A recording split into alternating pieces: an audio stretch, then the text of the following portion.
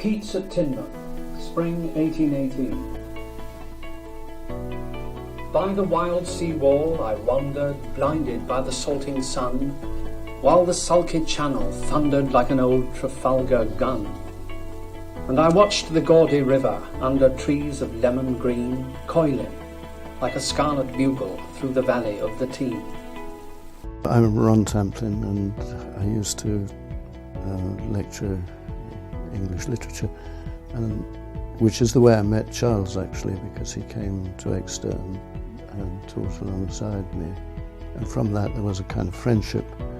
After he died, there was this decision to inaugurate the Charles Causley Trust, and I was one of the, not quite founding members, but I think it was a year after it was founded by Kent Stanton and John Hurst. I joined it alongside an artist, Robert Tilling.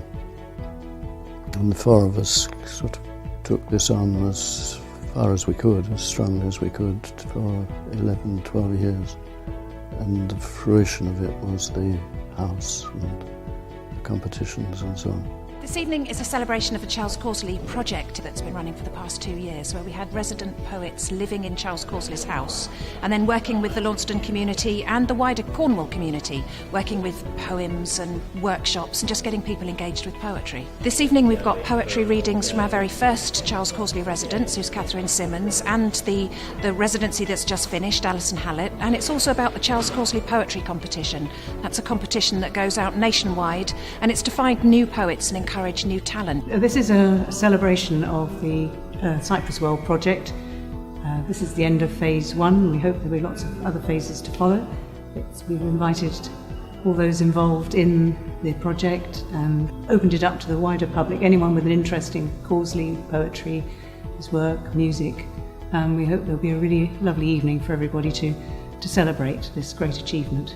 The council is very proud of the town and is always wanting to preserve and promote its heritage, and in this case we're helping not only the physical heritage of the cottage, which is valuable in itself, but also the literary heritage of Charles Causley's poetry. We also run an international poetry competition, and some of the winners from all over the country are coming and reading their winning poems. I'm one of those who had the great honour of being highly commended in the Charles Causley Poetry Competition, and it means a great deal, basically the validation, and to come and read it and mix with other poets at a place like this is fantastic. When I first went into the house, it was a very sad experience. It had been untouched for something like 10 years since Charles' death.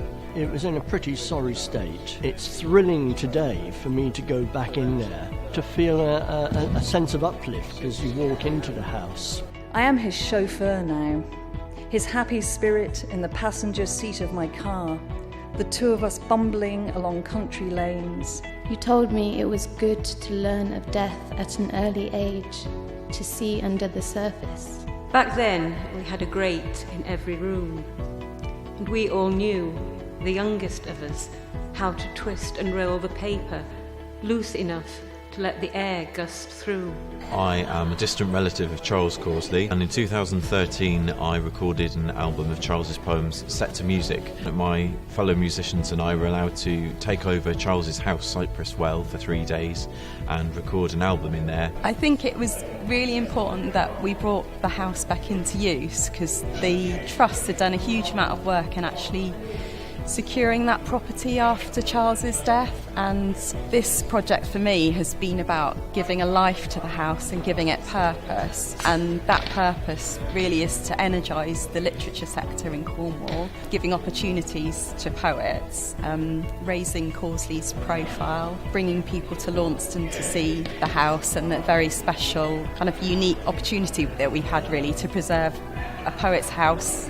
There's many strands that make this an important project for Cornwall and for literature. And our competition aims probably at people who want to write poetry but have no necessary outlet for it. So, in an area such as poetry, which is something which is perhaps less regarded by the general public, there are masses of people writing. He pricked the skin of this cafe so lightly unseen by the couples, the chattering families. We never thought to find the dead stacked up in marble high-rises, nor these photographs, a handsome man in his 40s laughing into another year. If you could paint me again, would my hair be this brittle? Would my skin be blanched with spirits of Saturn? To be in his house, I found very moving. In a space, where for more than 30 years, someone had been practicing writing. So you're stepping into something. It's like you're stepping into a continuum. What's a poem to a person with a room full of boxes and boxes of unsold and unwanted knives? Causley is probably one of the most important British, if not international, 20th century poets. And I think anybody of that stature needs a body to keep his poetry in front of an international audience. It's really fantastic to have Causley's house as a living memorial to his work, but also to regenerate writing by having new writers coming in and working there. I think the kind of community of poetry needs things like this to keep it healthy and to keep it alive. Poetry is not a negligible thing. It's really a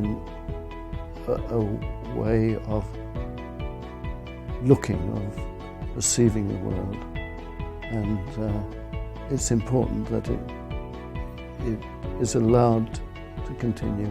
It's important that all of us who write are happy to help, however small our entry fee may be. It is contributing to something very, very real.